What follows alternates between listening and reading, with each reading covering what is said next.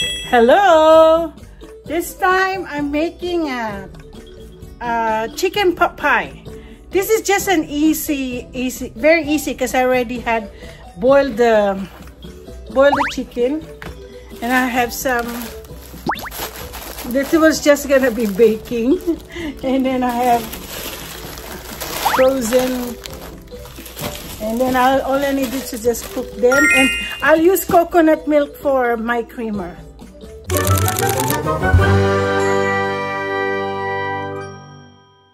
So I'll just chop the chicken. Oh yeah, yesterday I did boil this, and it's only now that I have to cook it, bake it today because I'm at home. Nobody's here. It's all by myself. Nobody's watching the TV. And remember, sometimes when I cook, there's somebody's watching TV, which is my husband. So I make time that Friday will be my me time. You can just see today I went to Costco. I went to the Filipino store. I know, not a Filipino store. It's an Asian store. So I'm gonna just chop this one. I'm making the fillings. Of course, we have to have garlic. Yalikan natin muna. Oh, sarap-sarap yan. Tapos, lalagyan natin ng yan. Pa-brownie natin ng konti. Okay. So, I have to open the vent.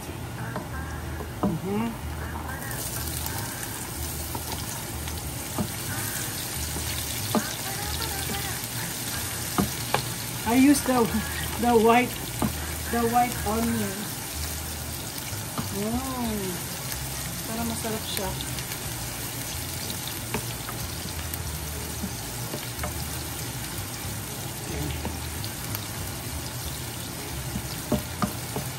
Lagyan natin yung chicken.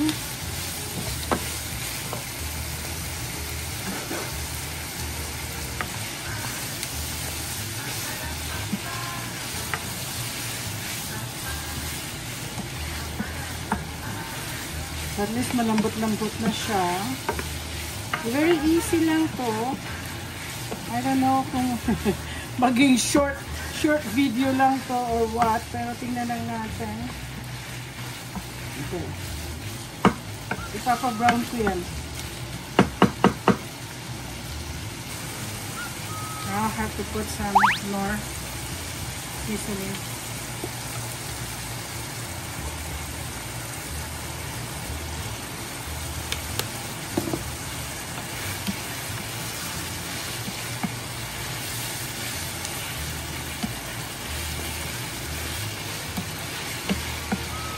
Okay. Konting lagyan ko kaya ng konting kulay. Kasi, para maganda siya sa konting salt lang ako.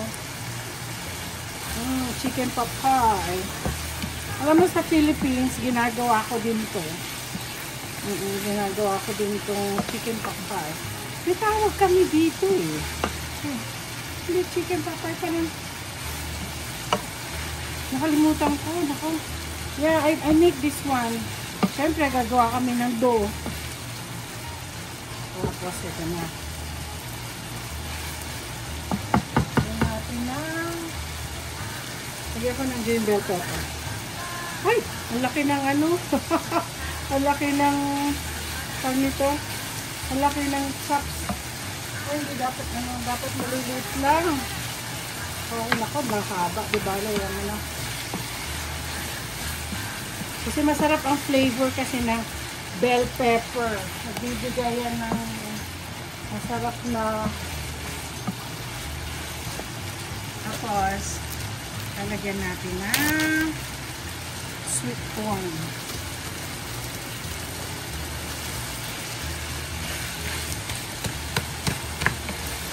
Yan.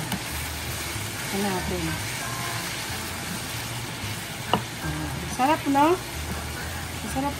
Alam niyo, I think ang mga bata, magugustuhan nila ang, kung sakaling wala naman kayong magawang dough, ano pang pwede natin, ano, mag-iisip nga ako, pwede man siguro yung bread, ilagay nyo lang sa isang ganitong klaseng dish. Sandali, ay, lagay ko na nga lahat. konti na lang laman. Yung mga ganitong klaseng dishes. Yung mga ganitong klaseng dishes, kung meron kayo, kasi ito para sa asawa ko eh. Ipapakita ko sa inyo mamaya kung paano. Okay. Ayan, ano natin yan. Tapos, lalagyan ko po ng cheese. Okay.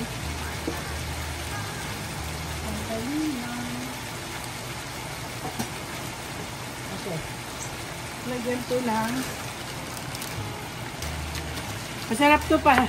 Kasi dito parang gulay na po ito para sa asawa ko. Natutuwa ako kasi at least may time talaga siyang kumain. Kailangan talaga siyang kumain ng maraming gulay. Dahil sa Parkinson, dapat majority gulay. Okay. Ay, nako. Ano natin ito?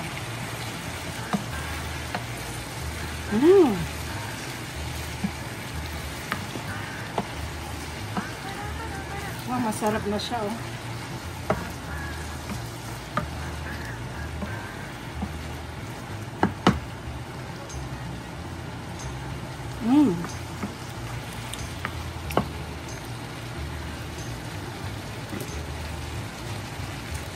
Oh. Lagyan pa natin ng konting ano.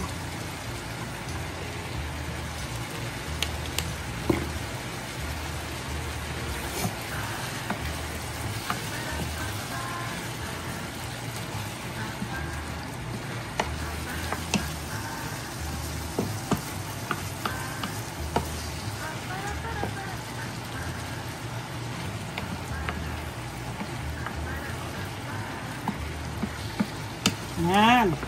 Diba ang ganda ng kulay, ano? Tignan niyo yung tsura, oh. Yan. Tapos lalagyan po natin ng ano to. Ipapaano natin, palalambutin ko pa yung mga na-frozen vegetable. Okay, let's do the, naku, masasayang isa kong coconut. Yan. Masarap po kasi ang coconut. Besides kasi asawa ko, allergic po siya sa dairy. So, sa mga taong may allergic sa dairy, don't lose hope. Pwede po natin gamitin ang coconut milk. Ang coconut milk.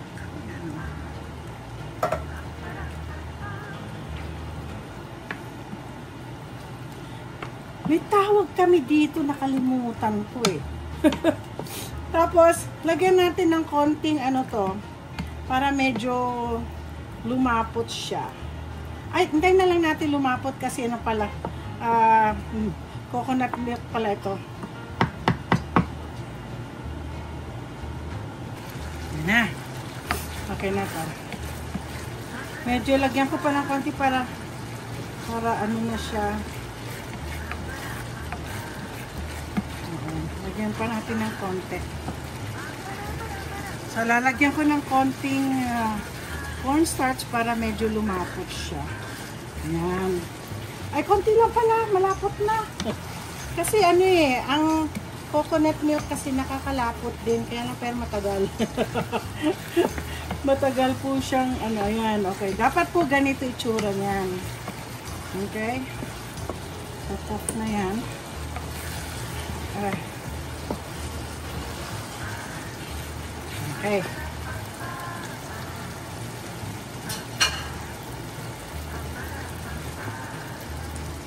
I leave this a little bit cooler kasi mainit pa bago ko ilalagay kasi i-bake din natin yan eh.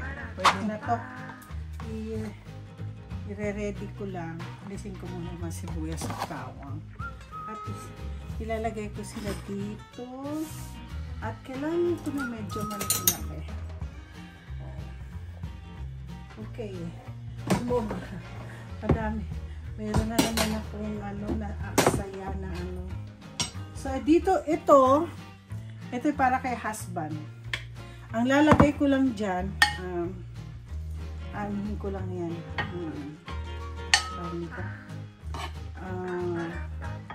Toppings lang. Okay. Ay, ang dalawa lang. Ay, dami pala. Madami pala yun. Okay. Ganyan. Hindi na natin kailangan yan. Isa na lang. Okay.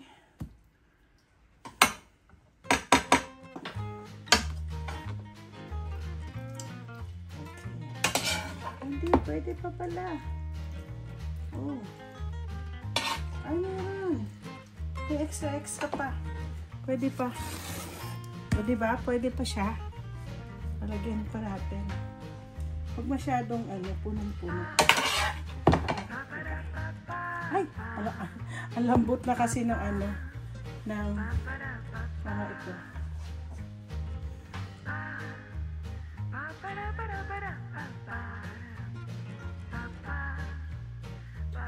Okay. Preheat ko na naman yung kasi kanina pa na preheat. Ay, nakadalaw din ako. Dalaw ako ng pot pie. Yan. Lagay po natin na ang natitira dito. So, tatakpan po natin yan ng magandang yan. Ay, parang madaming isa. Tagdagan na. Sayang. Ito yan. Mas marami pa yata yung is. Lagyan natin ng konti. Yung para bang ay ito. Bawas tayo dito. Ito tama lang. Okay. So, okay. Unahin natin muna itong isa. Kay husbandry. Ang gagamitin ko po itong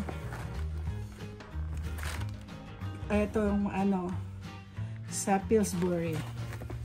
Masarap po. Maraming ang Pillsbury eh. So, ganyan. Ewan ko kung kailangan ko pa ng ayun, lambot na. Kasi na-defrost ko na sila. Gagawa pa nga po ako ng buko pie. Dumating na po yung nagkaubusan ng tawag niyan ng coconut meat. Okay.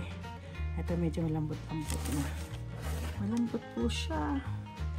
Gagawin na natin. Okay. Gugupitin natin. Ay! Naku, yung gitna.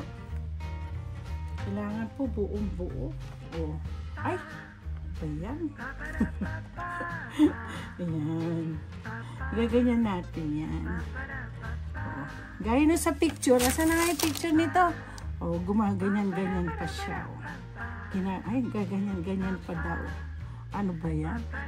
Konti lang. Asan yung gunting?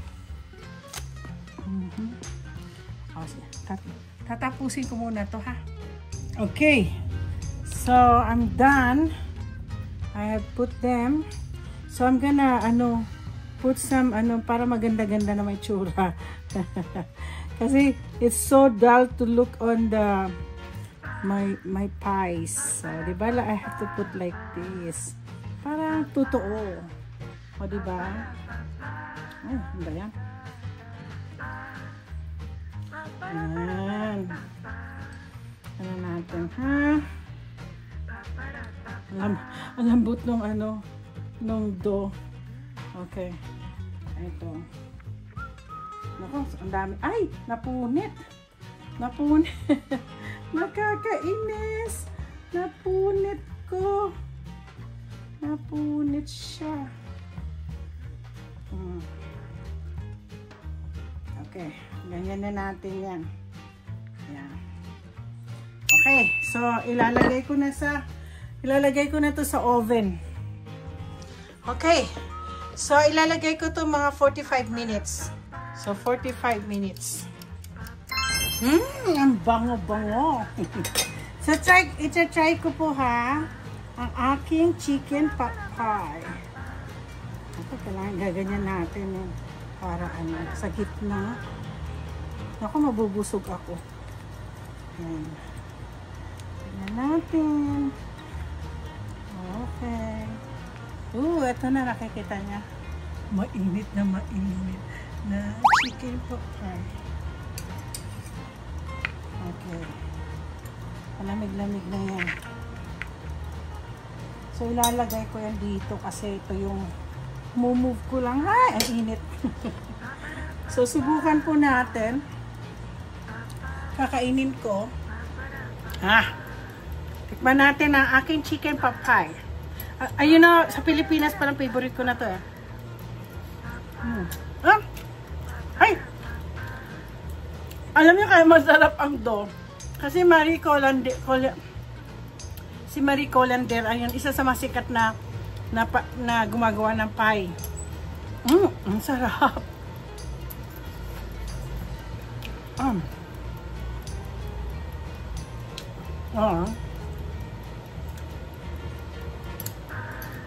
sarap.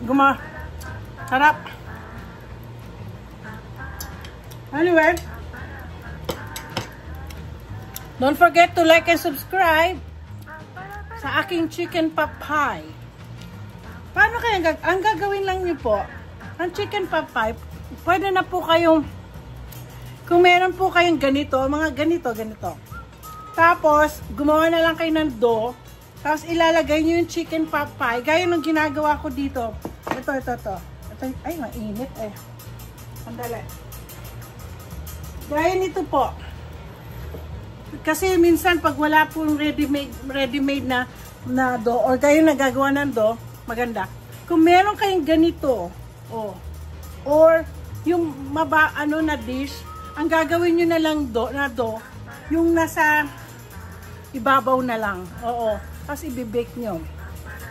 So, yun ang chicken pot pie. So, anyway, thank you very much sa inyong panonood ng aking food vlog.